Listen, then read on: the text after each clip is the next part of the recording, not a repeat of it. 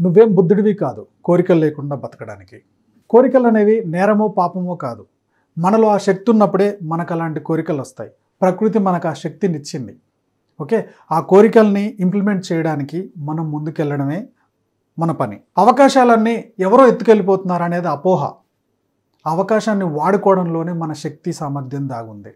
ఎగ్జాంపుల్కి ఒకే రకమైన బిజినెస్ని చేస్తున్నప్పుడు ఒక వ్యక్తి కుబేరుడు అవుతున్నాడు, ధనవంతుడు అవుతున్నాడు, ఇంకో వ్యక్తి లాస్ అయిపోయాడు. అంటే డబ్బులో ప్రాబ్లం లేదు, ఆ బిజినెస్ని నిర్వహించే విధానంలో ప్రాబ్లం ఉంది.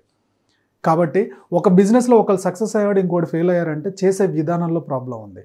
అంతే తప్పితే బిజినెస్లో ప్రాబ్లం లేదు, ప్రాసెస్లో ప్రాబ్లం ఉంది, ఒక మనిషిలో ప్రాబ్లం ఉంది. ఆ బిజినెస్ కిట్కేందో తెలుసుకో, ఆ డబ్బు ఎలా సంపాదించాలో తెలుసుకో.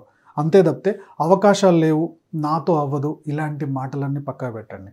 మీలో ఉన్న శక్తి సామర్థ్యాలని గుర్తించండి, పైకి తీసుకురండి. ఎలాంటి అవకాశాలు ఉన్నాయో ఎతకండి.